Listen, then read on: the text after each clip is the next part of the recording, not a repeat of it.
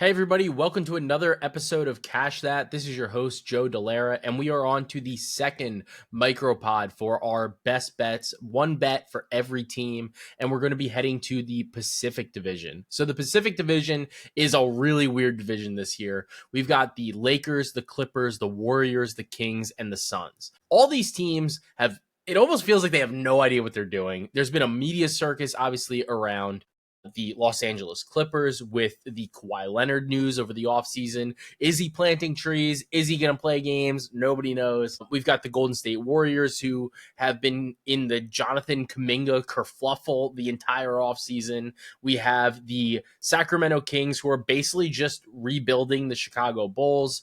And then you have the Suns who decided to rebuild the Charlotte Hornets backcourt. And then obviously you have the Los Angeles Lakers who have LeBron. Is he retiring? Is this his last season? You got Luka Doncic. What are you doing? It's going to be a little bit of a tumultuous season, I think, for all of these teams.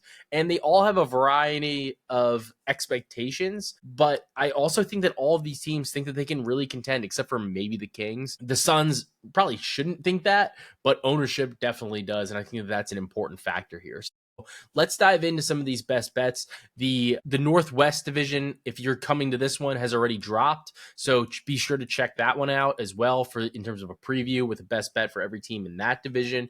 And be sure to like, subscribe, rate, review, leave a couple comments, and make sure you subscribe to the YouTube for the Cash That channel. Would really appreciate it. So let's start off with the Los Angeles Lakers. The Lakers, I think my favorite bet for this is Luka Doncic, NBA Cup MVP, 25-1 on DraftKings. I'm going to put a half unit on this. I kind of like the NBA Cup. I think the NBA Cup's fun. I think it gives us some meaningful basketball early in the season. I get that it's not, it's not a title. It's not the playoffs. It's not that, but it definitely is like a little bit of a step up in terms of the competitiveness. It's definitely a step up in terms of especially the quality of game that we're seeing early on in the season, where a lot of people don't even tune in. We see this where people don't even realize that NBA is kind of going on until almost the new year, where, or Christmas, even when you see those Christmas games and you're trying to, stay away from maybe some of the presents and you're trying to catch a game.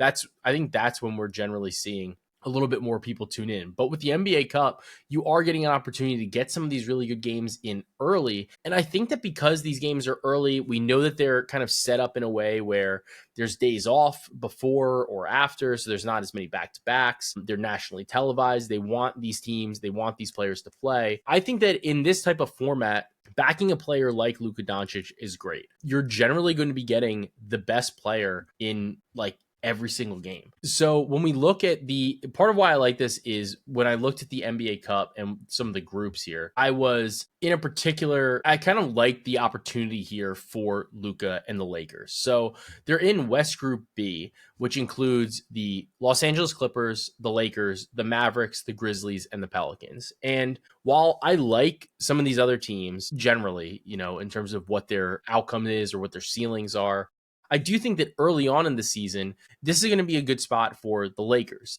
The Clippers, I don't know what's going on with them in terms of their stuff with Kawhi, whatever, but I do think they're going to be solid overall. But I do think that here, there's a number of question marks around the Dallas Mavericks in terms of some of their injuries. Obviously, there's no Kyrie Irving. You're trying to integrate the number one overall pick in Cooper Flag. Good problem to have, right? The Pelicans are kind of dealing with a number of different things. You never know what their health is with Zion, with Trey Murphy, even. So a lot of different question marks there. And then the Grizzlies, the entire team is fucking hurt. John Morant's hurt, Jaren Jackson Jr. is hurt, Zach Yee's hurt, and becomes a much more difficult situation for Memphis. So I think that the Lakers are going to be able to advance out of this group, and that's part of why I like backing Luka here. And in any type of one game scenario, I'm going to always want to back Luka, especially now. It's interesting because LeBron is expected to miss some time to start the season. I think this opens up the NBA Cup MVP a little bit more for Luka. And I also think that it's going to give or force the Lakers to kind of develop a game plan that revolves around Luka Doncic, which I think is overall a good thing. I think that's overall the trajectory that they need to put themselves on. And if this helps move them along, this might be the opportunity where Luka can really kind of springboard and win this type of award. I think that if they are going to win this tournament, Luka has to be the MVP. And I think the number is a little bit too long relative to where the Lakers were to win the NBA Cup. So I like to sprinkle here on Luka to be Cup MVP. Also for the Lakers, I'm going to be playing LeBron James 10 plus points in every regular season game played. I'd given this one out before. It's minus 120 on DraftKings. I'm going to play that for a unit. I'm cool wrapping my money up in this bet all season long. The last time LeBron scored under 10 points in a regular season game was January 5th of 2007. 2007. This is almost 20 years ago. That is just like, it's insane. It's just absolutely insane. He scored 7 points in game 5 of the 2014 Eastern Conference Finals against the Indiana Pacers. That's still over 10 years ago. The dude is a monster. Just continues to score double-digit points in basically every game. And honestly, the thing that I think is interesting is I think there's actually more value to this bet now because he's missing the start of the season. I get that it's injury related. I get that could always flare up, whatever. But there's fewer games. We just know automatically that there's fewer games that he has to do this in. If he misses the first 15 or 20 games of the season, he doesn't need to do it in 82. He needs to do it in like 60. So I think that, and plus we know that he's going to sit out games. We know that. And I think it's important to kind of look at it this way because the market didn't really change despite him. Like there's a certainty that he will not play in these other games. The market is for him to score 10 points in every game that he plays. There's not too many other terms here.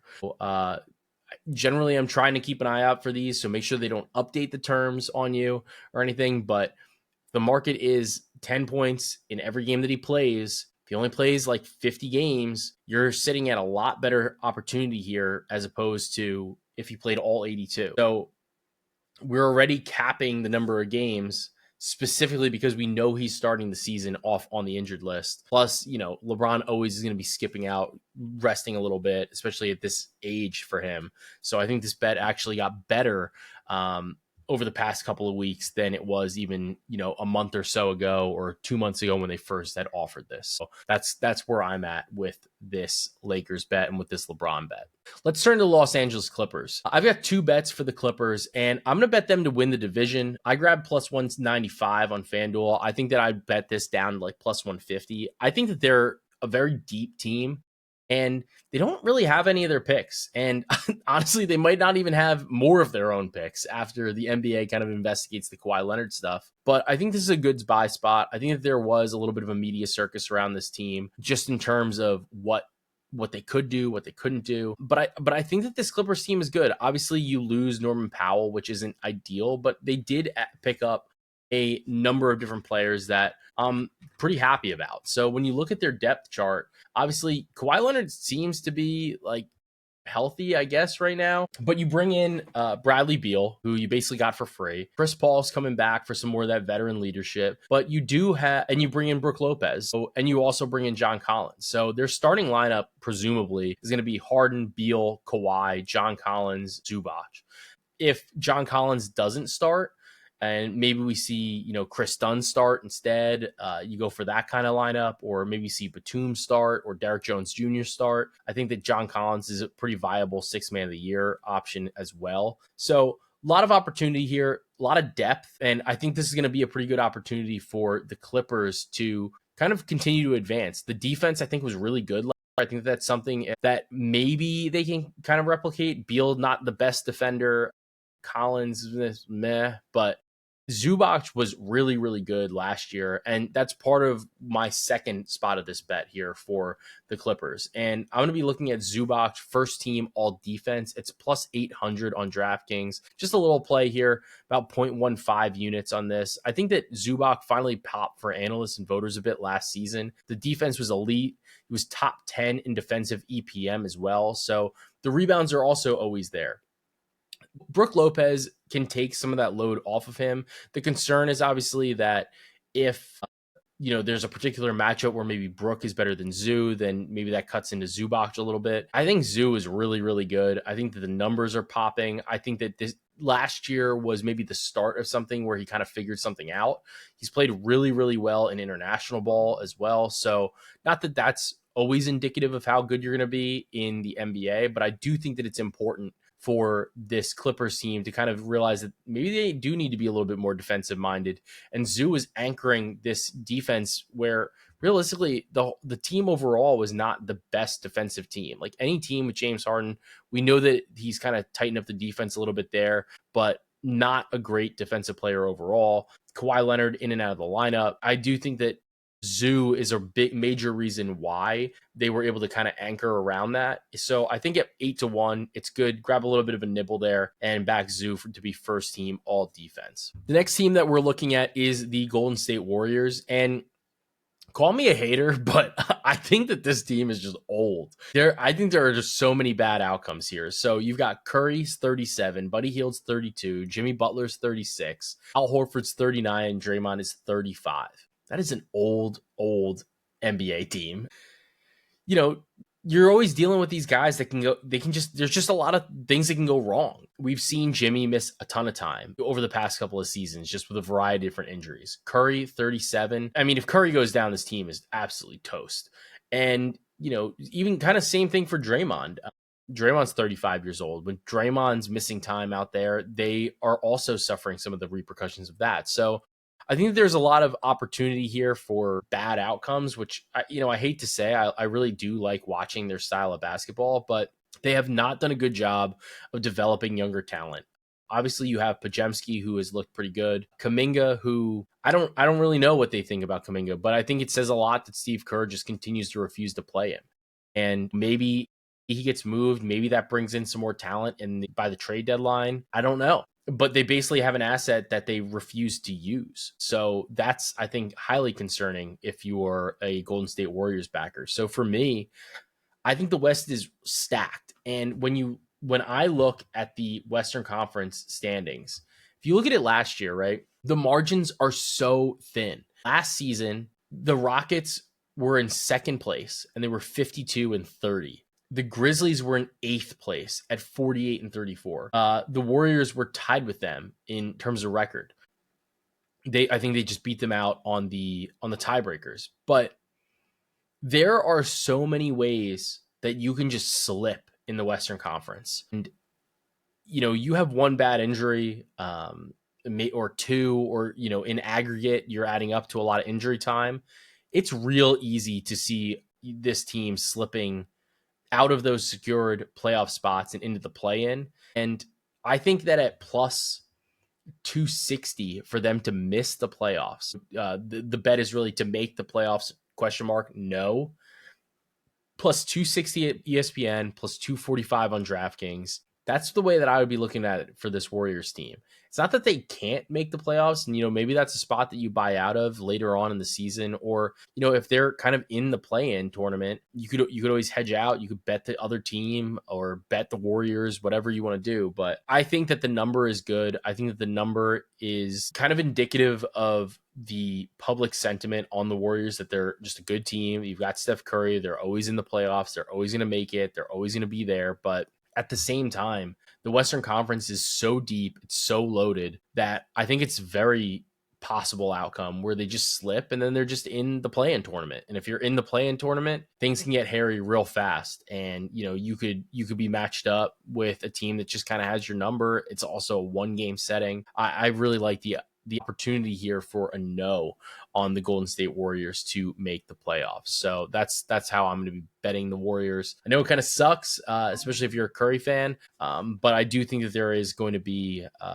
it's going to be a little bit of a tougher road for this older team to make the playoffs. Looking at the Sacramento Kings, I'm going to be grabbing under 36.5 wins. Go half a unit on this. I think that the thing here with the Kings is that they have one of the toughest strengths of schedule to start the season. So I could see them maybe struggling off the rip, selling some pieces, and maybe trying to reassess, especially with how strong the Western Conference is. They do have a number of players that are on bigger contracts, so they're not the easiest ones to move.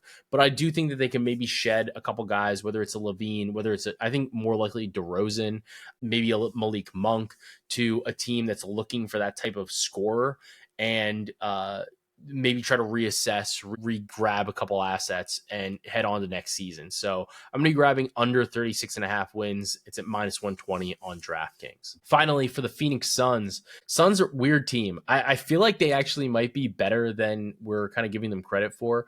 I think that last season, the problem in the last couple seasons, one of the major problems with them has been it's really just like the Booker and Durant show, and which I think is fine. And obviously, like those two could be kind of anybody. We've seen that. But at the same time, the acquisition of Bradley Beal was no good. It really didn't work. I don't like what they've done kind of with their cap. I think that they've made things a little bit more difficult for themselves. But I do think that the acquisition of Mark Williams was a good one. And Mark Williams, I think that these lines are a little low for him. So I'm grabbing 10 plus rebounds per game, minus 110 on DraftKings, 11 plus at plus 200 on FanDuel. I'm going to do a half unit on each. I think that these lines are a little crazy. I think that Mark Williams has been fantastic, absolutely fantastic for the Hornets when he's been healthy. And now obviously he's getting this opportunity here for the Phoenix Suns. The biggest question is obviously, what kind of rotation is he going to play? How many minutes is he going to see? Last season, he averaged 10.2 rebounds per game in about, what did he play? In about 26 minutes per game. But I do think that there are some notable splits there for him. Obviously, things kind of changed when they traded Nick Richards. The Hornets decided to not really just play like a staggered lineup where they each played half the game. The difference is going to be, how does that kind of translate for the Phoenix Suns here? Like, are they going to lean on Mark Williams as their starter or as their primary player, or so to speak? So when Mark played 20 to 29 minutes last season, averaged 10 rebounds per game. That was in 21 games. And then in the 16 games he played 30 plus minutes, he averaged 12.2 rebounds per game. So I think we're going to have to see exactly how he's being used by the Phoenix Suns, but I think that he is the clear number one option at the 5. I think he's the best center that they've got. I like Igaharo a bit as well, but I do think that he's such a good defensive player. You can kind of mix that in and play it alongside of Mark Williams. So I think that Mark is in a great opportunity here. New team, a team that's going to back him. He's a decent rim runner. I think that he's going to get plenty of opportunity with Phoenix. So I'm going to be grabbing those 10 plus and 11 plus rebounds marks for Mark Williams. So to recap, my Pacific Division best bets, or best bet for every team, are Luka Doncic, NBA Cup MVP, LeBron James, 10 plus points in each regular season game played, Zubac, first team all defense, Clippers to win the division, the Warriors to miss the playoffs, the Kings under 36.5 wins, and Mark Williams 10 plus and 11 plus rebounds per game. Be sure to tune into the other divisions as we recap every single division and give one bet for every team in the NBA. And let's continue to cash that.